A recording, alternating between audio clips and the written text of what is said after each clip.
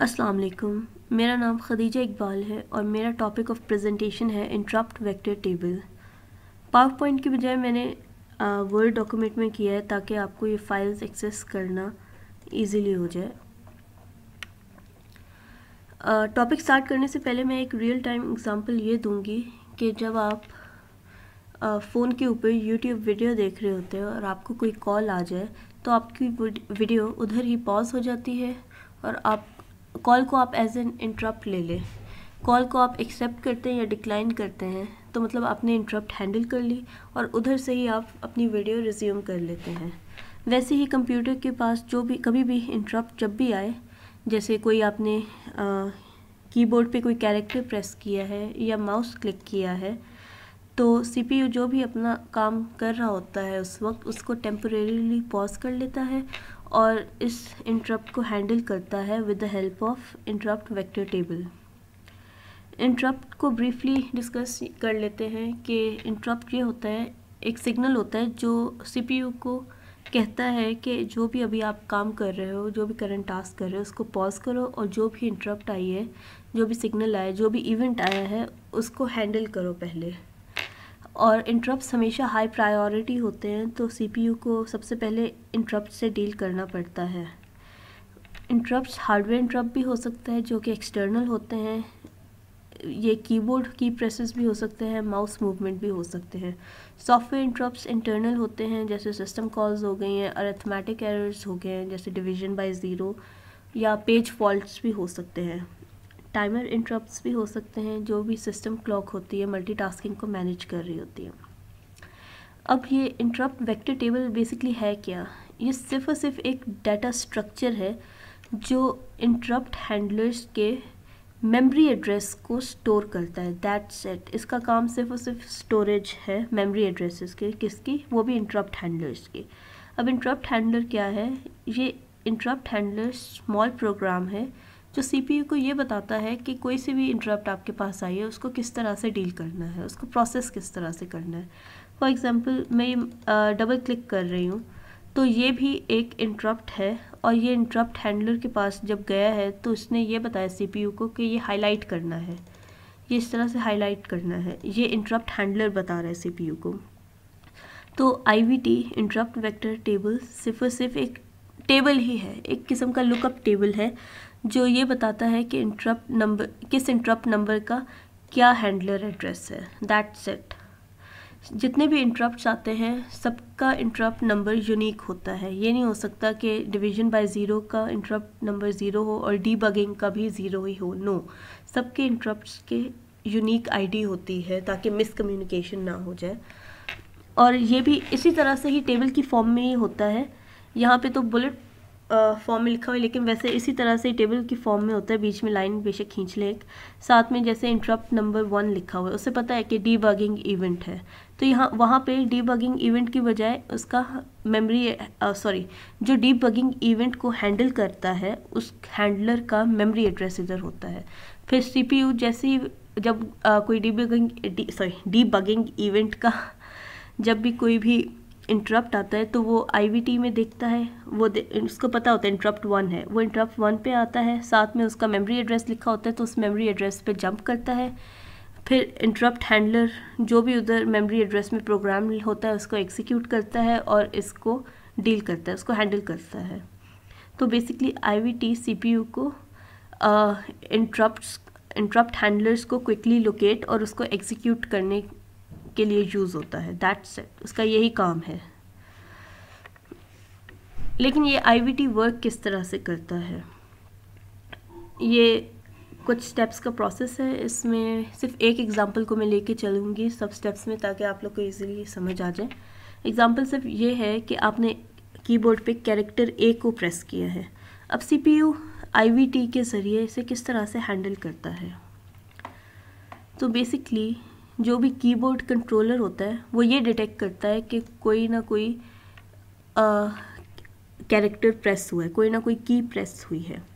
तो वो ये करता है कि कीबोर्ड कंट्रोलर एक इंटरप्ट रिक्वेस्ट को जनरेट करता है और सीपीयू को सेंड कर देता है। और ये भी वो सेंड करता है सीपीयू को उस इंटरप्ट रिक्वेस्ट का इंटरप्ट नंबर भी सेंड करता है। उसे ये तो पता होता है कि कीबोर्ड इंटरप्ट आई है तो उसका इंटरप्ट नंबर क्या है, तो उसका इंटरप्ट नंबर 9 होता है।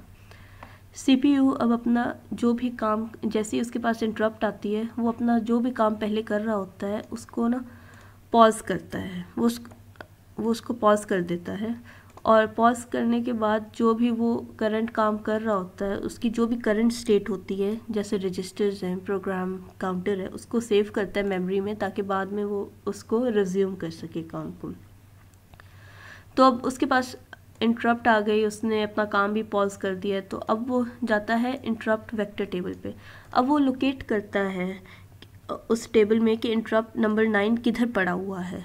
अब जैसे ही वो इंटरप्ट नंबर 9 पे पहुंचता है तो उसके साथ ही उस इंटरप्ट को हैंडल करने का मेमोरी एड्रेस लिखा होता है, जहाँ पे वो इंटरप्ट जाके हैंडल होगी, मतलब जहाँ पे उस इंटरप्ट हैंडलर का कोड लिखा हुआ है उसका मेमोरी एड्रेस पे चला जाता है। जैसे ही CPU उस मेमोरी एड्रेस पे जाता है तो जो भी उस कीबोर्ड हैंडलर का जो भी स्मॉल प्रोग्राम लिखा होता है वो एग्जीक्यूट होने लगता है। जैसे ही वो एग्जीक्यूट किस तरह से होता है कि पहले जो भी कीबोर्ड इंटरप्ट हैंडलर है वो जो भी की कैरेक्टर आपने प्रेस की है उसको रीड करता है, कहाँ से, कीबोर्ड बफर में से। उस उस की को वो ट्रांसलेट करता है की कोड में से करेक्ट कोड में। फॉर एग्जांपल ये मैंने रैंडम वैल्यू लिखी है, ये रियलिटी नहीं है, इसमें कोई और कोड भी हो सकता है। जो भी सिस्टम को समझ आता है, जिस तरह बाइनरी लैंग्वेज वो समझ आता है, उसने ए तो हमें समझ आ रहा है, लेकिन कंप्यूटर ए को रीड नहीं कर सकता, वो बाइनरी लैंग्वेज को 1-0 की फॉर्म में रीड कर सकता है। तो की कोड कोई सा भी हो सकता है, वो जो भी इधर लिखा होगा उसको कैरेक्टर अल्फ़ाबेट फॉर्म में कन्वर्ट करता है, जो हम एज ह्यूमंस उनमें समझ आ जाए। तो जब वो कन्वर्ट हो जाता है ए में, तो वो मेमोरी लोकेशन में स्टोर करते हैं, ताकि जो भी प्रोग्राम रन हो रहा हो, जैसे फॉर एग्जांपल मैं अभी ये वर्ड यूज़ कर रही हूँ, टेक्स्ट एडिटर कोई सा भी हो सकता है, नोटपैड हो सकता है, वो उसको उस कैरेक्टर को यूज़ कर सके। ओके, उसने वो कीबोर्ड जो भी इंटरप्ट था वो हैंडल हो चुका है। उसने जो भी की प्रेस था, जो भी सिग्नल आया था कि कौन सा कैरेक्टर प्रेस हुआ है, उसकी प्रोसेसिंग फिनिश हो गई है, उसका सिग्नल कंप्लीट हो गया है। अब CPU उस इंटरप्ट को एज हैंडल्ड मार्क कर जाता है कि हाँ, इसको कंप्लीट हो गया है, ये इंटरप्ट हैंडल्ड हो गया है। अब जैसे ही इंटरप्ट हैंडल हो चुका होता है, CPU वापस अपने काम पे चला जाता है। जो भी वो पुराना काम जो उसने पॉज किया था, वो जो भी उसकी स्टेट्स थी मेमोरी से वापस रिट्रीव करता है और उसकी एग्जीक्यूशन स्टार्ट कर देता है जहाँ से उसने रोकी थी। जैसे ही मैंने वो वीडियो नहीं बताया था कि आप YouTube पे वीडियो देख रहे हो, आपकी कॉल आई, कॉल जैसे ही आपने फिनिश की तो आपकी वीडियो भी वहीं से ही रिज्यूम होगी जहाँ पे आपकी स्टॉप हुई थी पहले। और फिर एंड पे यही होता है कि ऑपरेटिंग सिस्टम ए कैरेक्टर को डिटेक्ट कर देता है कि ए प्रेस हुआ था, और वो आपके एडिटर में ए शो करता है। जो हमने इनपुट ए दी थी, ऑपरेटिंग सिस्टम ने उस इनपुट को डिटेक्ट किया है और वो हमें एज एन आउटपुट ए दे रहा है। ये जितने भी स्टेप्स थे, इसकी सिंपल समरी ये है कि इंटरप्ट आया है, CPU ने अपना काम पॉज किया है और जो भी स्टेट्स थी वर्क की उसकी सेव कर ली। CPU ने इंटरप्ट वेक्टर टेबल देखा है और उसका हैंडलर, जो भी कीबोर्ड हैंडलर है, इंटरप्ट हैंडलर है, उसका मेमोरी एड्रेस फाइंड किया। मेमोरी एड्रेस पे वो गया है और वो जो भी इंटरप्ट हैंडलर का कोड था वो एग्जीक्यूट किया है। हैंडलर ने जो की प्रेस हुआ है, जो कैरेक्टर प्रेस किया है, उसको प्रोसेस किया, मतलब उसको पहले रीड किया है, उसके की कोड को हमारे कैरेक्टर कोड में ट्रांसलेट किया है और उस कैरेक्टर को स्टोर कर दिया मेमोरी में। फिर इंटरप्ट कंप्लीट हो गया, मतलब CPU ने हैंडल कर लिया है वो इंटरप्ट को। CPU अपना पुराना काम रिज्यूम करता है, जो भी वो पहले कर रहा था इंटरप्ट से पहले, और जो भी की है वो आउटपुट स्क्रीन पे शो हो जाती है। ये है सिंपल IVT का प्रोसेस। इसकी इम्पॉर्टेंस IVT की इसलिए है कि फास्टर इंटरप्ट हैंडलिंग है। फॉर एग्जांपल अगर ये आईवीटी टेबल ना होता तो सीपीयू के पास जब भी कोई भी इंटरप्ट आती वो मैनुअली मेमोरी एड्रेस में जाके देखता, जो कि बहुत ही टाइम कंज्यूमिंग है, रिसोर्स कंज्यूमिंग है। और जिस तरह फॉर एग्जांपल मैं इधर अभी लिख रही हूँ, ये मैंने इतने ज़्यादा कैरेक्टर्स कुछ सेकंड्स में लिख दिया है, लेकिन अगर ये आईवीटी ना होता तो यही कैरेक्टर्स लिखने में बहुत टाइम लगता, क्योंकि सीपीयू को डिटेक्ट करना ही बहुत मुश्किल हो जाता, उसको मेमोरी एड्रेस में मैनुअली फाइंड करना बहुत मुश्किल हो जाता है इन इंटरप्ट्स को। तो इसलिए एक आईवीटी टेबल बना है जिसमें जितने भी इंटरप्ट्स हैं एक टेबल में स्टोर किए हुए हैं विद यूनिक आईडीज़, ताकि जो सा भी इंटरप्ट आए जल्दी से सीपीयू आईवीटी टेबल में जाए, वो सर्च करे कौन सा इंटरप्ट नंबर है और उसके एड्रेस पे जंप कर दे, दैट्स इट।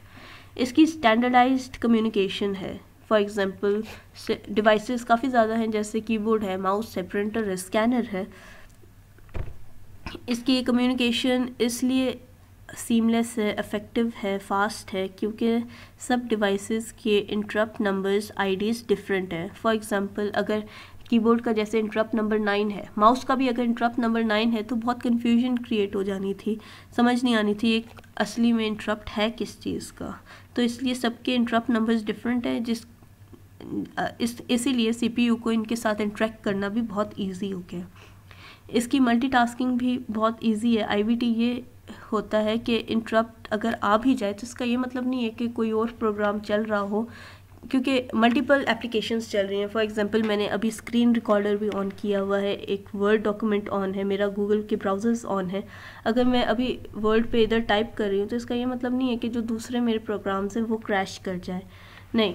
इसका तो सीपीयू ये करता है कि आईवीटी ये इंश्योर करता है कि मल्टीटास्किंग भी ऑन गोइंग रहे और कोई क्रैश भी ना हो और इंटरप्ट्स फास्टली हैंडल हो जाए। एरर हैंडलिंग में ये है कि जो क्रिटिकल सिस्टम एरर्स होते हैं, इंटरनल एरर्स होते हैं, जैसे डिवीजन बाय ज़ीरो हो गया, पेज फॉल्ट्स हो गए, इनको क्विकली मैनेज करना होता है, क्योंकि इसकी वजह से आपका सिस्टम क्रैश भी हो सकता है या तो फिर डाटा करप्ट भी हो सकता है। तो आईवीटी ये होता है कि आप फास्टली इसको इन इंटरप्ट्स को रिकग्नाइज कर सकते हो और उसको हैंडल कर सकते हो। तो बेसिकली इसका कंक्लूजन यही है, आईवीटी इंटरप्ट्स को एफिशिएंटली, फास्टली मैनेज करता है। I am sorry. जो भी आईवीटी एक स्ट्रक्चर वे फॉलो करता है ताकि सीपीयू को कोई कंफ्यूजन ना हो और वो जल्दी से टास्क को मैनेज कर सके। अगर आईवीटी ना हो तो सीपीयू ऑब्वियसली स्ट्रगल करेगा to respond to different interrupts, उसको वो मैनुअली फाइंड करना पड़ेगा, उसके परफॉर्मेंस स्लो हो जाएगा, सिस्टम अनस्टेबल हो जाएगा, रिसोर्सेज भी ज़ाया होंगे और टाइम भी बहुत ज़्यादा लगेगा। तो बाय यूजिंग आईवीटी सीपीयू क्या कर सकता है, करेक्ट इनपुट इंटरप्ट हैंडलर को क्विकली फाइंड कर सकता है, उस इंटरप्ट्स को प्रोसेस कर सकता है विदाउट एनी कन्फ्यूजन, क्योंकि सारे इंटरप्ट्स यूनिक आईडी के साथ होते हैं, और वो फिर वापस अपना काम कर सकता है विदाउट लूजिंग प्रोग्रेस, क्योंकि उसने अपनी स्टेट्स को सेव किया हो सकता है। So this ensures that the computer system remains fast, responsive and error free. Thank you so much.